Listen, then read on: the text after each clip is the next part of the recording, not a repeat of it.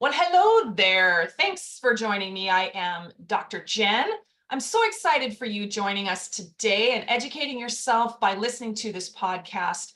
My guest today hails from Montreal, home of the beaver tails. And I know there's a lot more to Montreal than just the beaver tails. And for those of you who don't know what a beaver tail is, it's like a funnel cake that you can either make it really nice and chocolatey, or you can make it savory. But anyway, there's more to Montreal than beaver tails. We can talk about hockey. We can talk about all kinds of fun stuff in Montreal. But my guest today started as a property manager, quickly realized that working for clients who owned the properties maybe wasn't for her. Maybe she wanted to be the owner, and that's what she did. Was she shifted her business model into owning and operating rentals, including coaching, including having now a podcast and a book. And oh my goodness, here to tell all about that is Terrie Schauer. Welcome, Terrie. Hi, Dr. Jen. Thank you for that intro. I'm going to try to live up to it and make sure that Montreal represents for something other than beaver tails. And don't ask me to talk about hockey. I won't be able to help you. That's the one caveat. I love it. I love it. Well, I know Canadian, but you've also got a European connection. Tell us a little bit about your geography and how you ended up in Montreal. Yeah, so like I'm actually born and raised here. And then when it was time to study, I actually went to U of T. And that was when my journey as a property manager started in Toronto, because there wasn't any space in student residence. So I ended up, for those of you who are like familiar with Toronto and like the U of T ecosystem, there's this thing called Campus Co-op, where it was set up in the 60s by like a bunch of wacky hippies, and they basically like bought these co-op houses, which are now self-run by the students. And so without really knowing what that was, I ended up in one of those and got voted house manager within 24 hours of having moved out of my parents' house. So how did that all work? That sounds interesting. So it was basically like all the difficulties of managing with no power whatsoever, because since I was just elected by my peers, like I couldn't, I wasn't collecting rent. I didn't have any power to enforce anything, but it was just through, shame and intimidation that I was able to get people to, do what they were supposed to do. So like take the trash out, clean up, change the toilet paper, all that kind of stuff. But it ended up giving me this like really cool crash course in house hacking before house hacking was a thing. And then after that, when I actually then moved to Vancouver to pursue graduate school, and I liked that model so much that I was like, Dad, like help me rent a big house. So co-sign the lease with me, and I'm going to do this. And as a result, I'm going to diminish my overhead costs. And then you're going to have to send me less allowance. So that ended up happening, and it was actually like super effective, and like whatever, I got some grants, so I didn't end up having to tap on Dad's pocketbook. But I ran that house hack in Vancouver for the 3 years that I lived there, and then came back to Montreal because like I was a bit done with being out west, and I just wanted to come home. And then I was like, Dad, okay, like I've been doing this for like 5 years now. How about we buy a house? And in Montreal. Okay. And in Montreal, like that translates into a triplex. Like we don't really have single family homes so much in the same way you would in Vancouver or Toronto. Like, so the smallest slice you would really consider buying as a triplex. So we did that in, for those of you who know Montreal, Hochelaga Maisonneuve, which back then was like the worst part of the city. And my dad was like panicking. He's like, they're going to smash in the toilets, and like, what are you signing up for? And I'm like, nah, whatever. Like, it's all going to work out. And then, so I, signed the mortgage of this first house, which had more zeros than I would make in 10 years as a student. And then like, okay, the panic. And then one of my units turned over and it was empty. And I didn't have the money to make the payments, but I was sure as heck not going to go and turn around to Dad and make him regret co-signing the mortgage. So I did exactly what I did in Vancouver, which was portion out the rooms, furnish them, and then rent by the room. And this at that time turned into it was actually an amazing formula because nobody was doing the house hack thing. And that then allowed me to scale to like 3 triplexes. So refinance the first one, refinance the second one. And then because at this point, Dad was still co-signing the mortgages, we ran out of borrowing capacity. Mm. And then this model was so good because it was a way to like 1.5 times the revenue you could get in a bad area while having young international students as tenants. So two birds with one stone, because you're getting more money and you have a better quality of tenant. So I Mm. packaged the model and like sold it as a management contract. So I then basically went like door knocking to like the other, owners who were struggling to rent their units at that time in a crappy area, and was like, I have this model, like, sign a management contract with me at like, 15% gross rent, which back then was a lot of money, right? Like it's, industry standard here was 7%, and I was doubling my management fee. And so like I built this management business like that. Yeah. Your lights went out.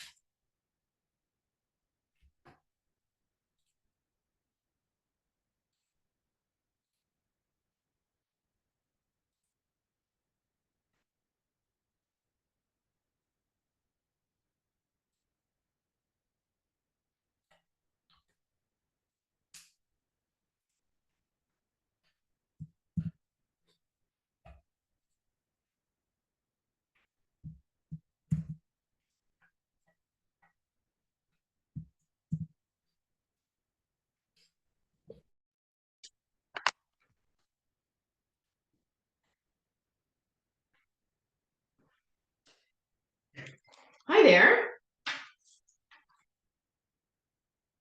Hello?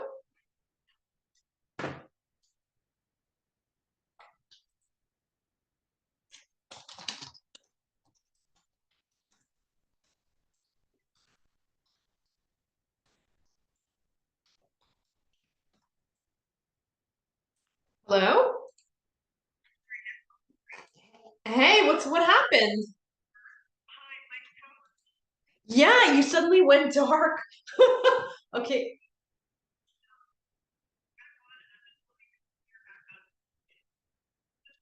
Okay, I'm still in the meeting, so you just let me know. Okay. Okay, bye.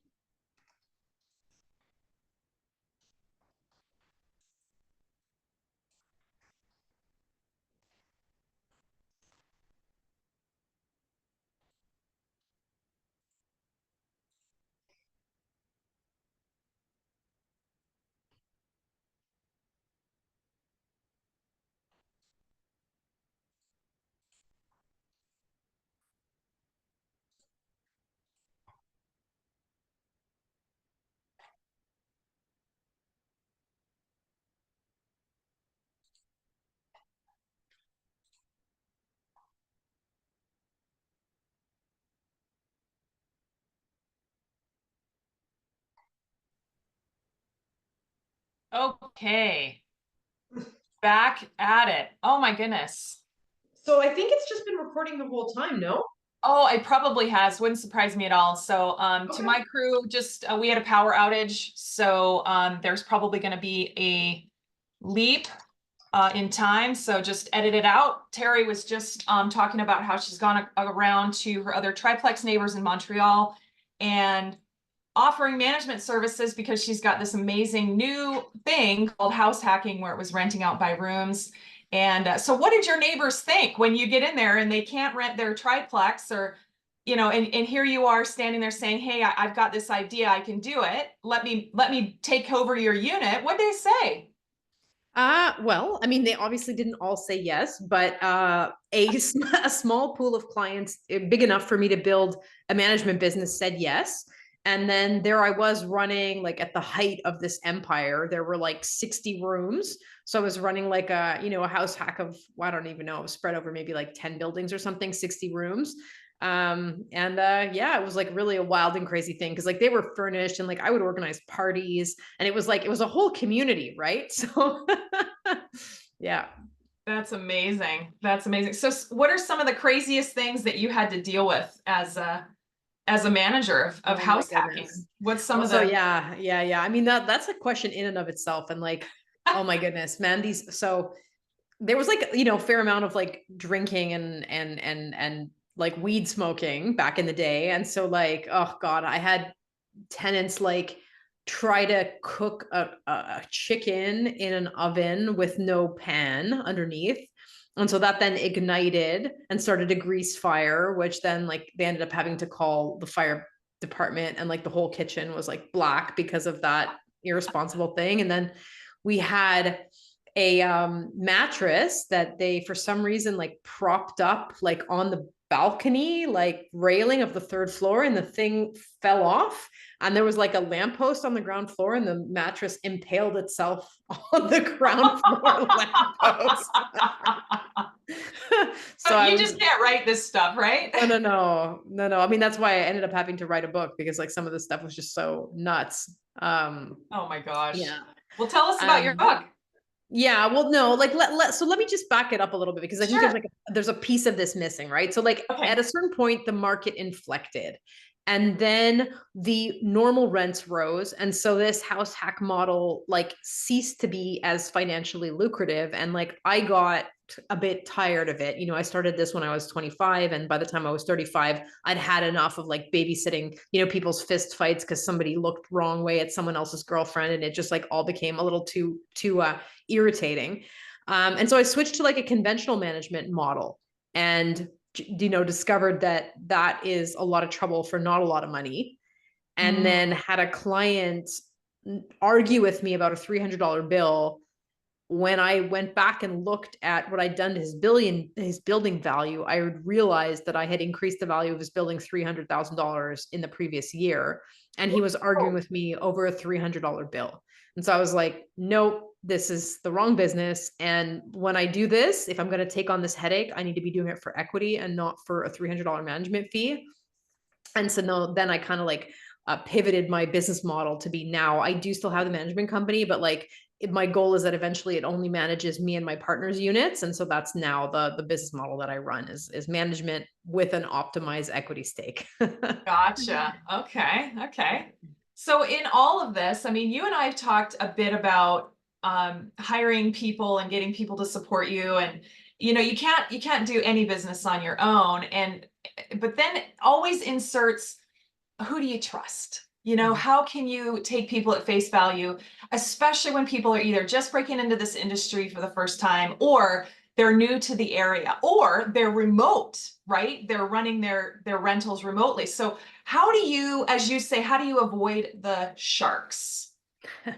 Yeah. Well, so I mean, like, look, there's sort of two answers to this, and I'll start with the one that I usually give to my coaching students. And that is that your best bet is to be part of a community and to be part of networks, because what a community is it's basically like a thing that has its own life. And because it has its own life, it has its own memory. And the activities, good or bad, of all the members in the community and all of everybody that we have ever interacted with are memorized there. And so when you're tapping into someone else's network, or you're tapping into that community, you're actually tapping into their reputation in the industry. And so the extent to which, obviously, for anybody who's, in Montreal and the surrounding area, we run monthly meetups for investors or people who are looking at breaking into investing, and consider it equitybuildersclub.com. It's a standing invitation. Come and check out one of our events. But like, one of the value adds of that is that by being part of a community like that, you are then able to triangulate those reputations, and then ideally get referrals from other people. So like, the absolute best way is, when you link up with people you trust, people who you trust and behave well, will probably do business with other people who are trustworthy and behave well. So that's like the number one way of doing it. And if you're doing this remotely, like, presumably you're not 100% remote. Like, I invest in a sub-market that's 2 hours outside of Montreal, so Trois-Rivières.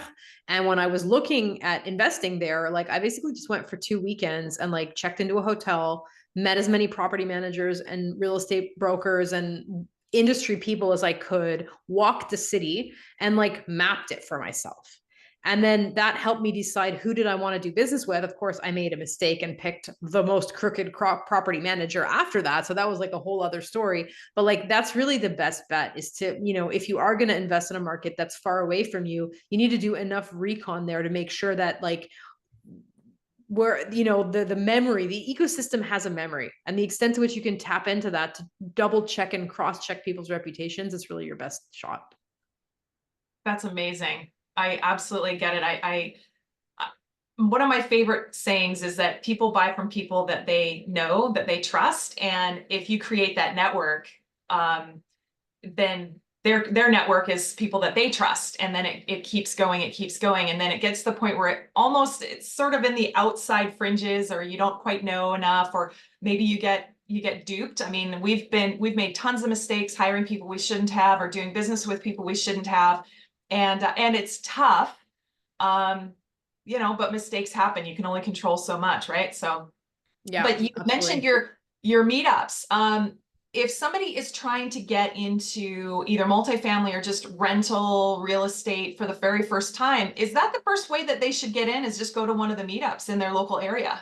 100%. And like, Okay. we are like, the reason why, my business partner and I picked that's like the foundation of our community, of our coaching model, is because like, that is a necessary part. And it's a necessary part for sure to like vet those contractors and property managers and like all the professionals you need. But it's also the place where you're going to learn, like, what are the strategies that are working now? What are people doing? How do you scale? And then how do you also, as you get a bit further along, how do you also give back? Because it's one thing to have dollars in the bank, but it's another thing that, like, if you're doing that out of your basement, there's not a whole lot of meaning in that. And so the fact that there exist these communities makes it more than just those financial metrics. It makes it about, supporting other people, having other people support you, and have the whole thing really become more meaningful. Yeah, that connection. I love that you're saying that, networks have memory and rentals have reputations, and people remember different chapters. And that's why I always say, the previous chapter, I had this person involved, or I had this property, or this happened, but now it's the now chapter. It's this chapter, which is amazing. So I know that you've gone into Europe a bit. Let's jump across the Atlantic. Let's talk about your French connection. And tell us how that all happened. Yeah, sure. So, let's back the truck up a little bit. So I had a long stint in graduate school. And when I came to the end of that, I sort of had a fork in the road, and either I was going to try to get a job as a university prof or I was going to do the real estate thing. And I like sat down and evaluated that and was like, okay, no, actually, I want to do real estate. And so I need to do something to educate myself in property management. And that's not as linear of a track as to be like, I'm just going to go to real estate school and get my broker's license. Like, there are certificates for property management, but like, either they didn't exist back then, or they're like, maybe you can get paid to learn. So I came up with this idea that I wanted to like work in a property management company. And I also had a previous life as a kickboxer. And What? Yeah, and it's a little bit difficult to progress in that sport in Canada. So I got this opportunity to kickbox semi-professionally in France, and also it happens that that's a really great place to like work in property management. So that's what I did. I went to live in Marseille for 3 years, and I worked in my day job was in a property management company as like the job my assistant has now, and I was by night boxing, kickboxing semi-professionally. That is awesome. Yeah, Oh my pretty gosh. random. How crazy. What are some of the lessons that you took from property management in France and now you're back in Montreal? So, I mean, were they directly, correlating, or was there lots of changes, lots of things that you had to change and say, no, I'm back in Canada, and so this has to be different? What are some of the similarities and differences?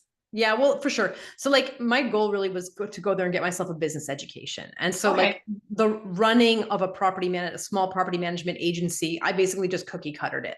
So like in how you run that business, okay, the percentages are a little bit different and the contracts are a little bit different, but like basically the business model is the same. You need like, Mhm. an accounting person, you need a rental agent, you need like somebody who's the brains behind the operation. So like that kind of business education, really, I was able to come back home and cookie cutter. Now, obviously, like on the ground, French rental law is like nothing. Well, not nothing, but it's like really not very much like rental law in North America. So like leases are 3 years long, and you're allowed to ask for X number of months of damage deposit. And like, so the Wow. actual like legal ecosystem on the ground is quite different. And if you think that in Quebec tenants are protected, I mean, in France, it's like if you want to evict someone, it's like a 2-year procedure. So it's like really very different in that respect. But it's like learning a business anywhere. If you were to go from Canada across the border into the US, you would have to relearn that management ecosystem in the same way. So Gotcha, gotcha, gotcha. Well, it's so funny that there's lots and lots of residual concerns in North American rentals, especially from COVID. And you've got places, British Columbia, the state of New York, the city of New York. There's a bunch of places that have done very strategic things to protect tenants and do all kinds of rental changes. And it strikes a bunch of fear. And so we've talked about a bit about fear in rentals, and it can be paralyzing with people. And so in your coaching business, how do you help your students get through this fear part? okay, Because well, it's hard. that's a whole topic, right? And I think, like at a very simple level, like if we're talking about specifically tenancy laws or something like that, that's just a question of, again, education and network. So like the extent you can research, on the website of the tenancy board, and that you can talk to other owners in that area of how they deal with things. Like that's really the best way to deal with that very specific fear. Now, if we Mhm. zoom out and talk about fear, like as a more general topic, because I think it's very applicable in real estate in general, not just in rental law. Yeah. So in my book, Mindful Landlord, mindfulness as a technique is actually understanding what is the place of your emotions, what are the place of your thinking mind, and what is the place of your presence, and how are you able to manage that to deal with things like fear and anxiety and then overcome them in order to move forward. And like I would say there's a danger of conflating like mindfulness and mindset. Those are not at all the same things. And so mindset would be things you do with your thinking mind, like affirmations, telling yourself stuff, like it's the thinking mind speaking. Whereas like mindfulness, on the other hand, is to understand that there are 3 levels of consciousness. So there is your thinking mind, which is like the radio that's kind of always going. There is your emotions, which are like either the weather or like the glasses, the lens through which you look at things. Or I also like to talk about the dashboard lights, because like fear is a dashboard light, and it's a Hmm. dashboard light that's telling you, watch out for this. But as my husband, the mechanic, would say, that dashboard light can sometimes be ignored. And you need to develop a critical, kind of understanding of like fear is just a dashboard light. And sometimes you need to pull over, but sometimes you need to just be aware that at the next 200-kilometer service station, you're going to have to pull over and, maybe fill up the oil, right? So like your relationship to your emotions become, how do they serve me as opposed to how do they control me? Hmm. Okay. So It's that's feeling versus controlling. kind of the mindfulness aspect. And then beneath that is this thing called the watcher or pure presence. And when people in Buddhist circles talk about be in the now, like that's what they're actually meaning, is they're meaning like identify with that presence. And that's going to allow you to get out of the thoughts, get out of the emotions, and come back to this kind of stable thing that is you. And the extent to which you can identify with that and not your thoughts or your emotions is the extent to which you're going to really be able to get that like sort of continuous thread that allows you to pursue your objectives despite the fact that your mind is saying something or your emotions are saying something. Pretty deep. Wow. House hacking to dashboard lights. Wow. That's pretty incredible. So tell us about Mindful Landlord. When did it come out? Yeah, so I wrote a first version actually in 2019, just before COVID. And then my publisher proceeded to go bust, and I had to go through this whole thing of like taking the rights back, whatever. And so the second version came out in 2021, but was revised, and that's what's available on Amazon right now. So that's written kind of with a mind to what happened post COVID, and how we as investors can marry some of these mindfulness principles and practices with what we do in I call it an investing practice, right? Because it's not true that you buy a building and then that's the end of the story. It's that it's a practice in the same way as a martial art would be, or, nutrition would be. And so how do you approach that mindfully for profit and peace of mind? Well said. Oh my goodness. And let's talk about your podcast. I love your podcast. I've listened to several of your episodes and I had to chuckle. You're a woman, I'm a woman. One of your latest episodes was about, are women better managers at overcoming obstacles and getting better results as investments? And I went, "Oh my gosh." What a fun topic. So tell us about the podcast, and then how do you get into these crazy topics that just seem amazing? Yeah. Well, so I mean, the show's called The Real Escape Investing Podcast. Okay. And so the whole purpose of it is, we get into real estate investing as this kind of gateway to having more freedom. And whether that's financial freedom, geographic freedom, freedom from the constraints of our time, whatever it is, we all start this with that as our end point. But once we get on this road, we often find that it's like not always being practiced as a lever towards freedom. And one of the topics that has been in the back of my mind, like literally for years, is this fact that as I get into these, I don't want to say smaller rooms because they're not smaller rooms, but as I get to the tables with people who have more and more doors and who have maybe succeeded more financially, there's progressively less women, to the point where now I'm usually the only woman at those tables. Mm. And what happens is it's gotten a bit lonely because, all of my colleagues are like, oh, I just retired my wife and now she takes care of the kids and homeschools our 17 puppies and bakes bread, and so I'm like, okay, it must be very nice to have your wife who takes care of all of that, but what does it look like for someone who looks like me, who has that, family responsibility in sort of a conventional model with, a husband and a young kid, and then who's also got these business objectives? And so it's just been a point of frustration for a really long time of okay, what does that look like for us? And how do we as women, make sure that all of our stuff is delegated and that our spheres are running so that when I'm at work, I can really be at work. And when I'm at home, I really want to be at home. And I don't want to be picking up the phone the way maybe my male colleagues would and just exit dinner for 15 minutes. If I exit dinner for 15 minutes, there's no dinner and it's chaos, right? So Insert chaos here. that's it. Oh my goodness. Well, I can't wait to talk to you more about this. I mean, we just have hit a whole bunch of different topics that we could go down any one of these rabbit holes on a bigger scale. Love to have you back on the show in future years. I mean, we're already scheduling 2025 and beyond. Love to have you on and talk about some of these things, especially, I mean, I'm a woman investor as well, and there's lots and lots of discussion about are women better managers? Are women, just for different facts? And it's the answer may not be yes or no, it might be it depends. And so I would love to talk to you about not just that, but there's lots of other topics. But Terrie, if a listener's interested in getting a hold of you, how do they do that? Yeah, so my social media of preference is LinkedIn, although I am on all of them under my name. So just Terrie Schauer. It's not a very common name, so I'm not too difficult to find. LinkedIn, Facebook, and Instagram. And then if you want to go check out my book on Amazon, Mindful Landlord, or then if you are local to Montreal or you're ever considering dropping in here, you could definitely check out the Equity Builders Club. So we host those monthly networking events, and you can always grab a ticket on our website.